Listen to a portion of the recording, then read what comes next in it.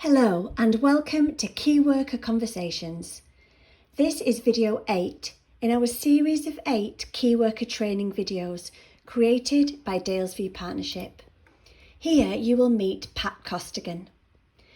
Dalesview was started and continues to be run by Pat Costigan and David Day. Pat grew up in care as a child and has then worked in care for all of her adult life. Pat is the head of care within our service.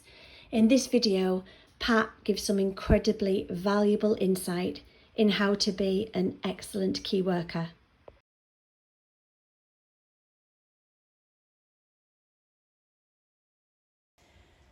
Hi Pat, thank you for joining us today. We're creating a bank of resources on the role of key worker, and one of the videos that we'd really like to make is on questions and answers. So we've been around various homes in Dalesview and we've asked key workers what they would like to know to help them in their role. And we've got some questions which we'd like to put to you today, if that's okay. That's fine. So the first question is, what training do I need to undertake to carry out the key worker role? Well, to be a carer, regardless of key worker, you have to have done the induction training. You have to have been supported for a couple of weeks, being mentored, and also then I would presume at some stage in your training, your manager will probably highlight somebody that she would want you to mentor to become a key worker. Generally this is because she's seen that there's a bond between you, because obviously that's the gold seal. Thanks, Pat.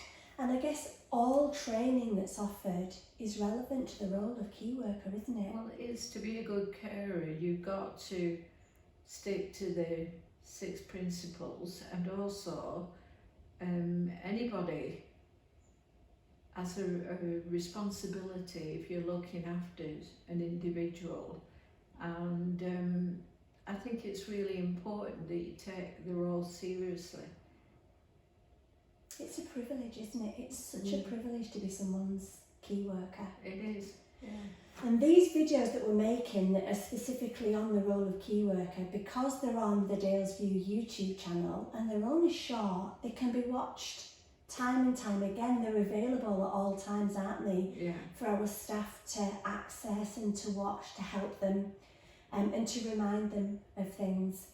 There's the communication videos as well, because if we can communicate really well with the clients that we support, that can improve our relationships with them, can't it? It can. Thank you, Pat.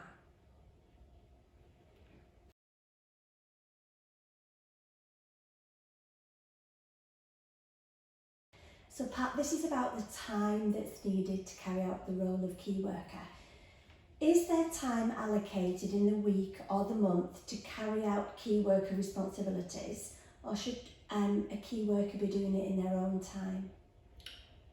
With any working week, you should be able to go into your service user's bedroom and be able to check that the wardrobe, the drawers, and that the room is clean and that there is sufficient toiletries.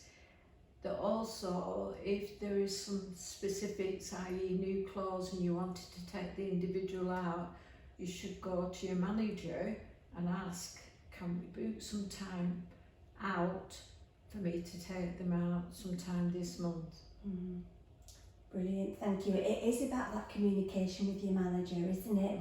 Saying, I'd really like time to be able to do this, or please can I have time for that? Yeah. The toiletries question has been coming up quite a bit, whether staff should be buying toiletries for their client in their own time with their own shopping, or can they find time within work? What would you say to that? I would say the whole thing about buying personal toiletries is the client should be with you.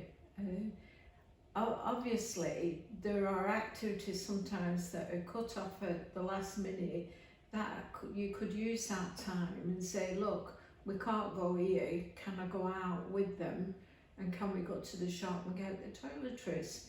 There should be no reason why that can't be done.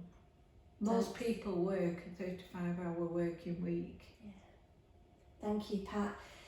And because the role is such a privilege, and because you can develop such a close relationship with your key client, no one is saying that you don't have to do things in your own time if you don't want to. So if it's a day that you're off shift but it's your key client's birthday, you may well want to come in to celebrate with them. Definitely. And if you're out and about and you see something that you think your client would love, no one's saying it's your own time, you don't have to do this, but if you'd like to, of course you can. Of course you can. And well, it's a privilege, isn't it, to look after anybody. And I don't know, I get a buzz if I think I've managed to find something that I know that they will really like, or you know, I can take them to our year show or something like that, because they love it. They're full of it when they come back. So it could be that you're at a show yourself at the weekend and you think, oh, I think my key client would love this, and while you're there, inquire about wheelchair accessibility and things like All that. things like that, yeah, it'd be wonderful. Yeah. Yeah. Thanks, Pat.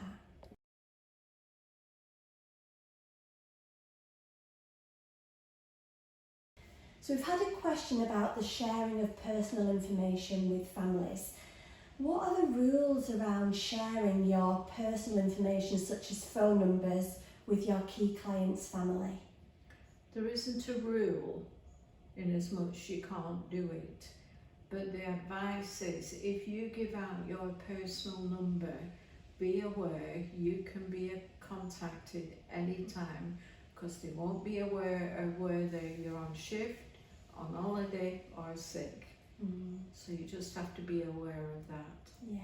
Generally, I would say give out the home's number, or even if they've got an iPad or their own mobile on that number, that would work just as effectively. Yeah, that's really good advice. Thank you, Pat. And I suppose if a member of staff feels that they're being contacted too much, if they have given out their number because they needed to for a certain situation, but they feel that they're being contacted a bit too much perhaps, they can again go back to the manager and have a conversation about that, can't they? Of course they can, yeah. Generally, that happens a lot if an individual's been in hospital, and obviously our staff are staffing it and they're in contact with family, etc. But sometimes that continues a bit too much. Yeah, so it's good communication with the manager and with the family. Yeah. Brilliant. Thank you, Pat.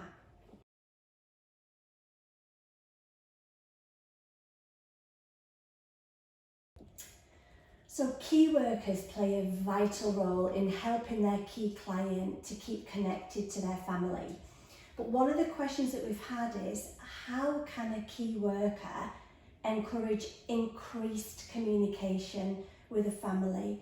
So some of our clients have very regular contact with the family, either visits to the home or regular FaceTime calls, but some clients don't have such regular communication. And if a key worker would like to increase that, how can they go about it? Well, there's nothing wrong in sending either an email or even posting a card with, this is what I have done this week and I really enjoyed it, I'm missing you, like to see you soon, love whoever. That's one way. Or if they've their iPad, they can use that. You can only do so much, but I mean, if the client feels like they're contacting the family, whichever way, it could be a drawing. It could even be a video of where they've been and pointing out this, we're on YouTube. Anything. Yeah, thank you, Pat. And I guess technology has moved so much in recent times, hasn't it? And I'm guessing some of our family members might be a little bit older, so they might not be familiar with things like FaceTime. So if you've got a key worker that can see that another client is having regular FaceTimes, it could be that they, again, have a chat to their manager and say, what do you think about us suggesting it to my key client's family? that we've seen FaceTime works for other clients. Would they like to try maybe a FaceTime? Yeah, And I mean, it will work for some, and others will be a bit intimidated by it. The office there, isn't it? yeah, And it's still communicating about what we're trying to do. yeah. And I love that sharing of information, that sending photographs, sending videos via email, and the post, all of that communication is lovely, isn't it? I don't know about you, I like getting a letter in the post. Yeah. You know, I think there's something quite nice about that. Yeah.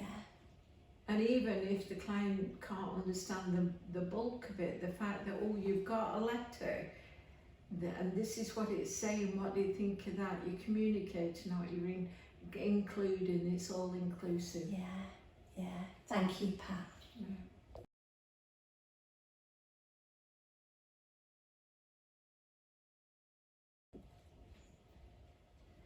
So Pat, this question was about the budget. One of the members of staff that I spoke to wanted to know about budget. How do they know about their key client's budget, and does their key client have a budget for toiletries, for clothing, for personal items, and for bedroom refurb as well? The individuals who I'm appointee for, and I have to stress this because I'm not appointee for everybody, have more than enough cash for anything. Generally what happens with me is if it's over £40, the manager will ring me and say, such a body would like to purchase whatever. I'll give you an example, football shirts. 3 have just bought football shirts. They're £70 each, can they have them? The answer was yes, because it was specific to their needs, it's what they like. What I don't like is if money's spent silly. But in the main, most people are very thoughtful towards the individual, and they can more than enough afford anything. So would you recommend the key worker, if they've seen an item that they think their client would love, or they know of an experience that their client would love, what should they do? Should they talk to the family? Should they talk to the manager? How do they go about that? They would speak to the manager, I would think, in the first instance, because if it's not my appointee, if I'm not the appointee, I can't say what family would do. I can only say what I would do. So if you speak to the manager, say what you would like to do, and let them either speak to the family, or if it's me. Yeah, brilliant, thank you. What about a situation if a key worker has seen an experience or an item and the client can't afford it? What would happen then?